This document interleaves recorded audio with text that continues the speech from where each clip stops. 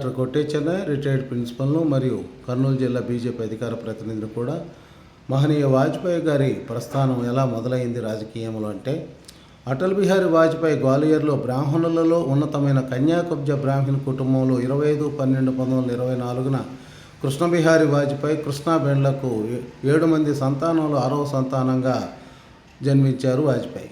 వాస్తవంగా కృష్ణబిహారీ వాజ్పేయిది స్వస్థలం భట్టేశ్వర్. ఈ ఊరు గొప్ప ఆధ్యాత్మిక కేంద్రం.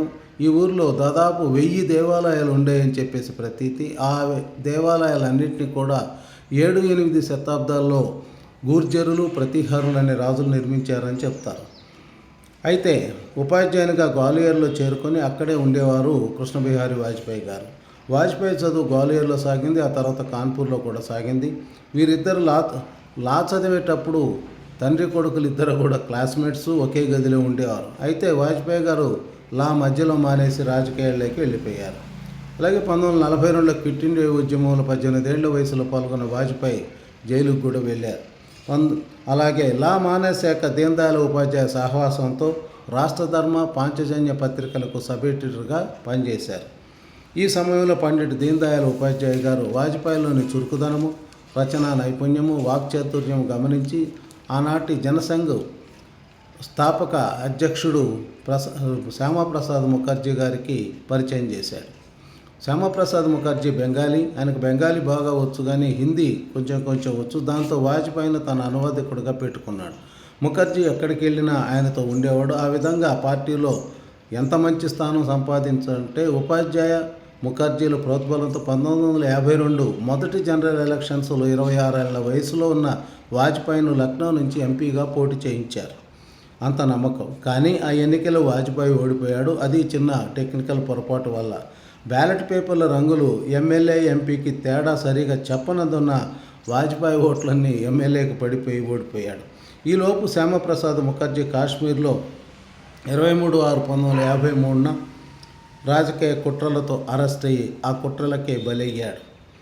జనసంఘ్ తరపున పార్లమెంట్లో గట్టిగా మాట్లాడేవారు ఉండాలని 1955లో వాజ్పేయిని రాజ్యసభకు పంపారు దీన్ దయాళ్ ఉపాధ్యాయ గారు.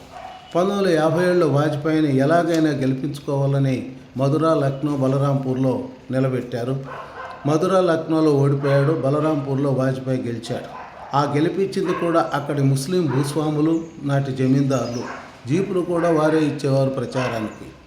అలాగే 1962 ఎన్నికలు బలరాంపూర్, లక్నోలో పోటీ చేసి ఓడిపోయారు. అయితే మళ్ళీ 1962లో రాజ్యసభ పంపారు వాజ్పేయి గారిని. ఆయన ఏదో రూపంలో పార్లమెంట్లో మన వాణి వినిపించాలనేది నాటి నాయకుల యొక్క కోరిక.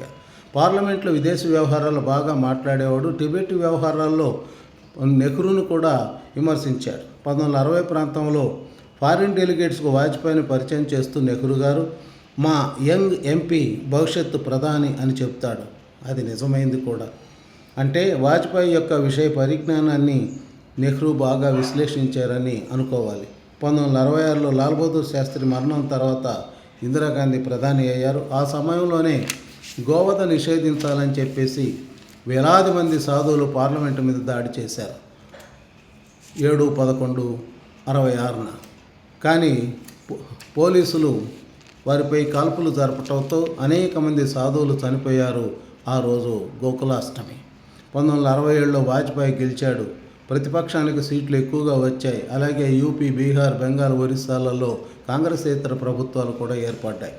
ఈ లోపల మాజీ రాజులు, జమీందారులు బీజేపీకి సపోర్ట్ చేస్తున్నారని 1969లో బ్యాంకుల జాతీయకరణ, రాజభరణాల రద్దు, అలాగే MRTP monopoly restrictive trade practice అనే చట్టాన్ని కూడా తెచ్చారు. 1969-70 మధ్య కాంగ్రెస్ బలం తక్కువగా ఉండటంతో కమ్యూనిస్టుల మీద ఇందిరాగాంధీ ఆధారపడేవారు. దాని ఫలితమే పై చట్టాల రాక. 1971లో ఇందిరాగాంధీ గెలిచారు, వాజ్పేయి కూడా గెలిచారు. అప్పుడే బంగ్లాదేశ్ ఏర్పడింది కూడా. అప్పుడు ఇందిరాగాంధీ అలీన విధానానికి వ్యతిరేకంగా రష్యాతో పొత్తుగా ఉంది అని చెప్పేసి వాజ్పేయి గారు విమర్శించేవారు. 74 మేలో పోఖ్రాన్లో మొట్టమొదటి అణుపరీక్ష జరిగింది. దాన్ని వాజ్పేయి గారు సమర్థించారు కూడా.